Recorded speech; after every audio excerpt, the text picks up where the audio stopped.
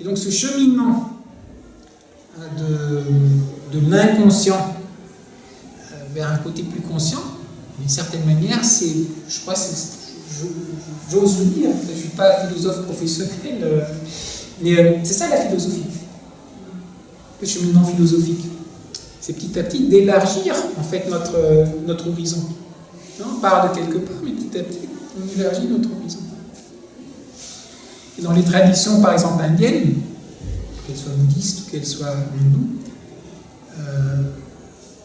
c'est très très bien résumé en fait dans un terme que vous connaissez, c'est le terme de gourou. Vous savez ce que c'est qu'un gourou?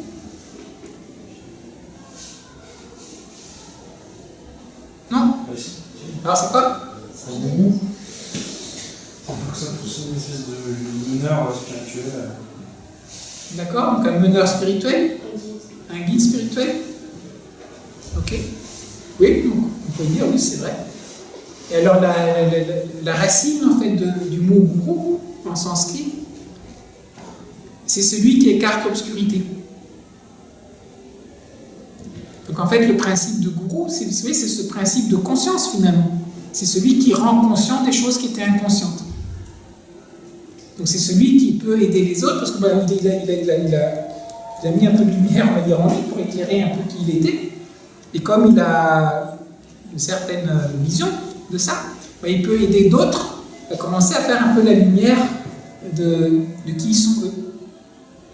Et donc tout le cheminement, si vous voulez, dans toutes les traditions en fait, de connaissance de soi-même, c'est comment est-ce que je passe petit à petit d'une relative inconscience à un état où on est plus conscient. Et donc la grande différence qu'on peut avoir entre la philosophie, je dirais, occidentale de manière générale et certaines des approches dont je vous ai parlé, que ce soit le yoga ou des approches de Qigong, Tai Chi, approches taoïstes, c'est que dans la philosophie occidentale, on a beaucoup mis l'accent, pratiquement exclusivement mis l'accent sur le côté intellectuel pour avancer dans cette démarche-là. Alors que dans ces autres voies, il y a des pratiques. On va pratiquer des choses, on va faire des choses avec son corps. On va utiliser le son, la musique, la mélodie. On va utiliser parfois les rituels. On va utiliser toutes sortes de choses différentes, l'art, toutes sortes de différents aspects que l'humain porte en lui. On est tous un peu des artistes, on est tous un peu des musiciens, on est tous un peu des gens qui aiment bouger, on est tous un peu aussi des philosophes, mais on porte en fait à l'intérieur de nous ces différentes choses-là. Et donc au lieu de dire la seule voie vers la connaissance, c'est l'intellect, oui, c'est très bien l'intellect, mais il y a d'autres, il y a certaines personnes, c'est pas des grands intellectuels.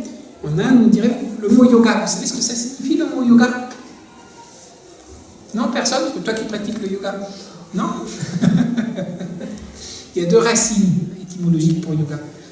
Une racine de yoga, c'est de apaiser. Une des définitions de yoga, c'est dans les Yoga Sutras de Patanjali, c'est Yoga Chitti Vritti Nirodha. Donc le yoga, c'est la cessation des turbulences du mental. Donc une manière de comprendre le yoga, c'est ce que vous dit Lao Tzu. Vider la tête, remplir le ventre. Arrêtons les tourbillons. C'est l'exemple que je vous donnais dans l'autre cours. Prenez un verre avec un peu de boue, un peu d'eau.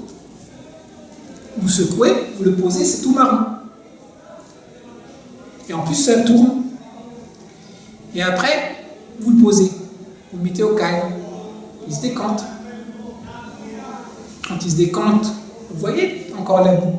Mais en même temps, l'eau, elle est transparente, elle est claire, et vous pouvez voir à l'intérieur ce qui se passe. Et en plus, si votre eau, en haut, après, elle est bien calme, une image qu'on prend souvent, la lune peut s'y refléter. Si votre eau, elle est pleine de vagues, les choses ne peuvent pas se refléter correctement dedans. Donc, une des définitions de yoga, c'est ça. Yoga, donc Chitti Vritti Nirodha. L'autre étymologie de yoga, on dit parfois le yug, le fait de joindre ensemble. Alors qu'est-ce qu'on joint ensemble? Alors si vous êtes plutôt athéiste, vous allez dire c'est juste le petit moi et le divin. Alors certains, c'est ma nature un peu plus limitée, ma nature plus universelle. Et c'est de créer ce lien. Donc en fait, en Inde, traditionnellement, toute démarche qui contribue à lier ces différents aspects, de refaire de nous une unité, d'une certaine manière, c'est des yogas. En anglais, entier, c'est whole. Quelqu'un m'a fait la remarque qu'apparemment le mot whole est lié avec le mot health, qui est être en santé. Être en santé, c'est quoi? C'est quand vous êtes entier.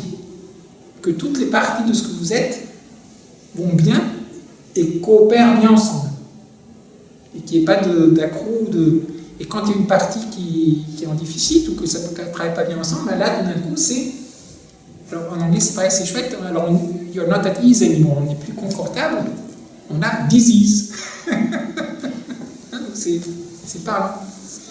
Et donc, le yoga, c'est pas des postures, c'est à ça que je voulais en venir. Yoga, c'est chaque cheminement qui peut vous permettre, en fait, de vous connaître un peu mieux. Et les Indiens, par rapport à ça, ils reconnaissent qu'il y a des gens différents.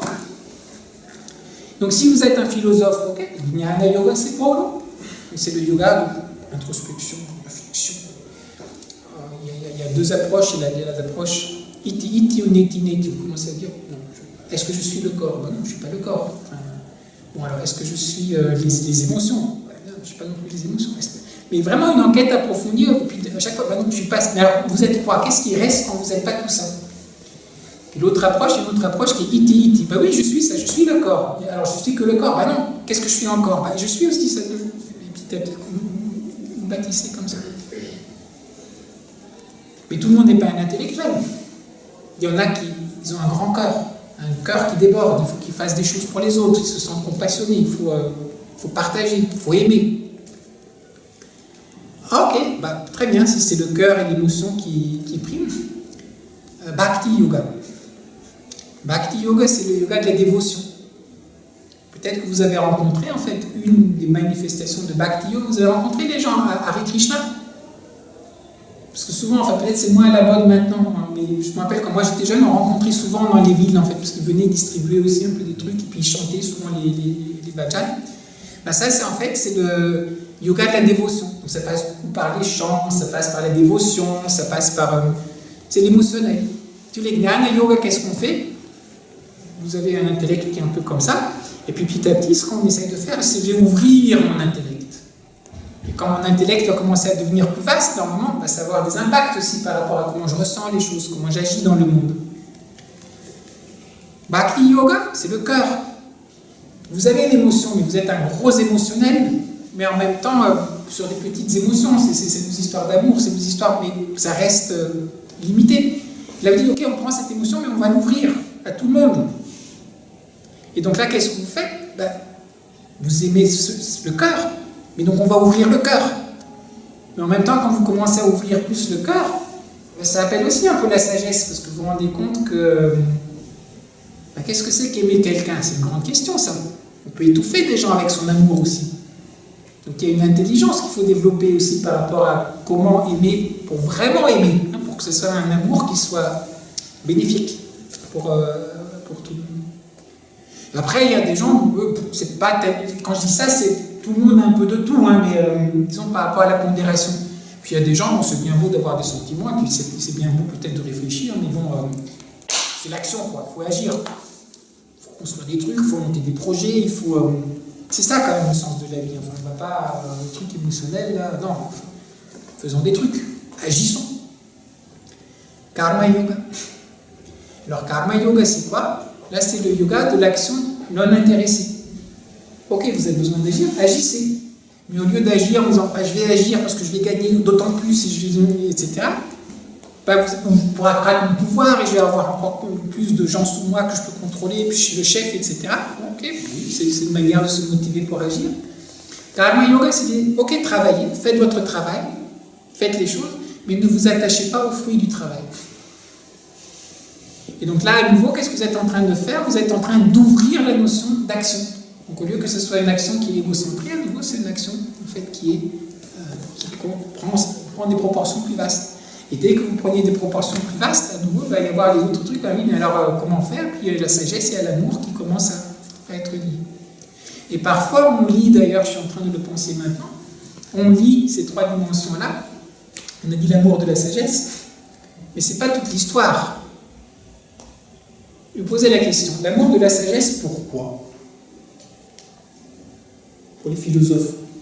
J'espère que je ne vais pas dire une bêtise, mais il me semble. L'amour de la sagesse, pourquoi?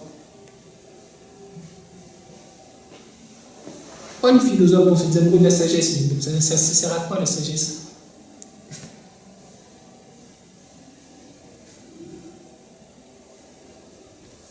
En fait, là je me rends compte, en fait on est vraiment dans le truc inversé. Alors Éléonore m'invite, je suis supposé être le prof, et puis donc c'est moi qui parle. Vous vous rappelez hein, le Tao Te Ching, celui qui parle ne sait pas, donc celui qui parle c'est moi, et puis ceux qui sont supposés être les étudiants, en fait vous êtes tous les grands sachants et les grands sages, qui gardent le silence. Quelque part, est-ce que je dis une connerie si je dis que c'est la philosophie de la sagesse pour atteindre la vérité? Quelque part, on cherche un peu ça.